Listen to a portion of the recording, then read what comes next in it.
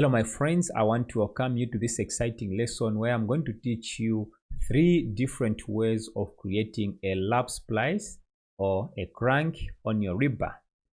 Alright, so the first method that I'm going to explain in this lesson is the one you can use using any version of Revit. It involves, editing the sketch in sketch mode. You edit the Rebar and you can create, your cranking or your splice. The second method is the one we are going to use, Revit 2025. Alright, of course, also some versions upcoming after Revit 2025 obviously that will be there, and to see how we can use it. And last but not the least, we are going to use a plugin to see how you can quickly create cranking or splicing. Alright, so if you like what I'm doing on this channel, please make sure that you like my videos and subscribe. That way you motivate me to even create more and more content on this channel. So let's get started in this lesson. Now, before I proceed, I just want to ask all of you, if you want to learn Revit on real projects from start to finish, make sure that you check the links in the description and also the first comment. It's not just Revit which is there, but also robot structure analysis. So make sure that you check it out. All right, so here we are. So I'll start with the first method that I want to demonstrate to you. That is the usage of Autodesk Revit 2025 to create a splice or a lapping on our bars. Right now, I'm not going to teach you on how to model the Rebar here. If you want to learn on how to model the Rebar, I have a lesson on this channel on how I created the Rebar that you are seeing here. I'll try to link it on the card above, or you can simply check it within my channel there. You're going to see, this lesson with this model. Right, so I'll just zoom in here and I just want to lap, to crank my bars or create an overlap somewhere here. Now you first need to select, the Rebar. Let me try to go to this view. Okay, perfect. And now hold Control and select this other bar. So I've selected the 2 bars here. Okay, perfect. Go to the back.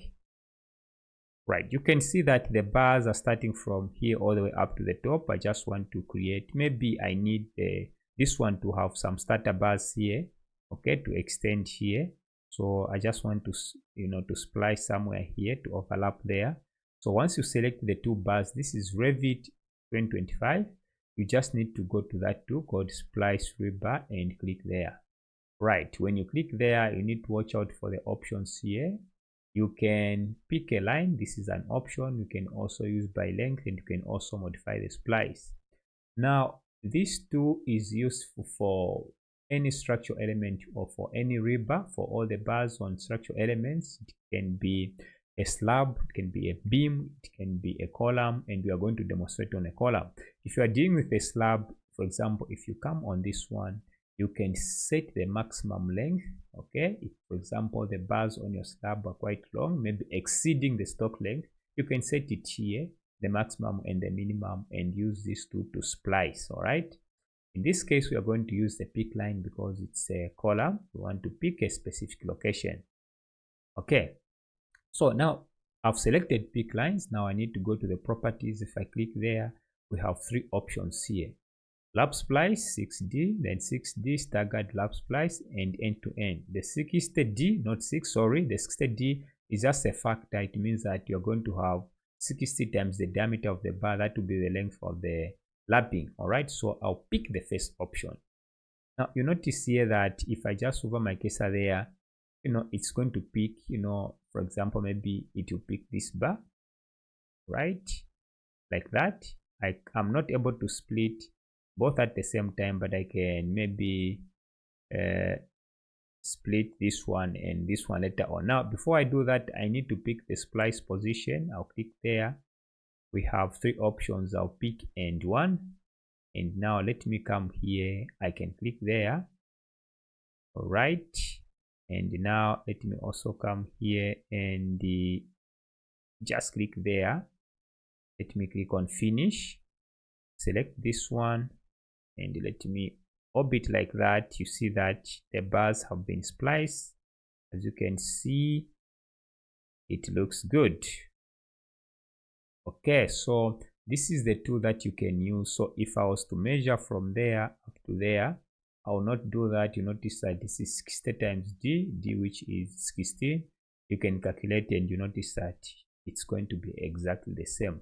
So using Revit 2025, you are able to splice like this. It means that when modeling, for example, the columns, the beams, you can just model the rebar throughout from end to end, and now just create those splices. All right, so this is the first option. Now the second option, I'll come to this one. Let me orbit like this and click. All right, so you notice that I have the bars. If I select this one, there's a collision of the bars here. All right, because I just created the bars on this column from there up to there. Then I just had to propagate on top. It means that you are going to have that kind of collision. As you can see from here, we have the bar inside. So now once you have this, all you need to do is to, for example, if you want to use the Power Pack plugin, is another option that you can use to, to create that cranking. You can simply select this one, Alt Control, and select, let me select all these bars. So all these bars have been selected. Right now, Power Pack detailing is quite simple to use the cranking or the cranked bars. So you just need to click there, then you need to click on cranked bars. If I select on that, you have all these options. Now you need to know which side of the bar you want to crank. I want to crank at the end, click there. Now the picture here is self-explanatory. You can use the angle, you can use the ratio. I'll use the angle. The H here you can specify, and you can also the straight part length. This is the length of the crank. I'm going to use maybe 600 here. Right, then perpendicular is selected. Then if I just click on OK and click on outside, sorry, you see that we have that cranking, as you can see from here. So depending on what you want to achieve, maybe you can just use the Autodesk Revit 2025. It will not give you that crank as you can see from here, but you are going to have one overlap, as you can see from this one here. We just had an overlap, which is still okay, but if you want this one, you can use this plugin. Okay, just like this, and you are able to have something like this. Now the last option, now before I even go any further, I have a course on my website on how to use Power Pack detailing and Revit. So just make sure that you counter check. There is a full course on Power Pack detailing and Revit where you can, use all these tools and much more. So make sure that you check it out. Right, so now the other option that you can use if you don't have Revit 2025, you also do not have the Power Pack detailing, you can still use your native Revit tools, and it's one of the things that I talked about when I was creating this model. So make sure that you watch this lesson. This is already explained.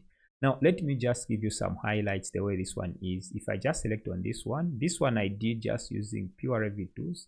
All you need to do is just edit on the Rebar, and you see that these are just sketches. All right, okay, so for example, I can delete this one. I can just use a line there. I already explained on these, meaning that you just have to sketch it like in AutoCAD. All right, and simply click on finish, and this is how you can have this cranking. So I already explained on how to do this on this lesson, so check it out. So those are the three options that you can use to create your cranking in, and also overlapping the bars in Revit.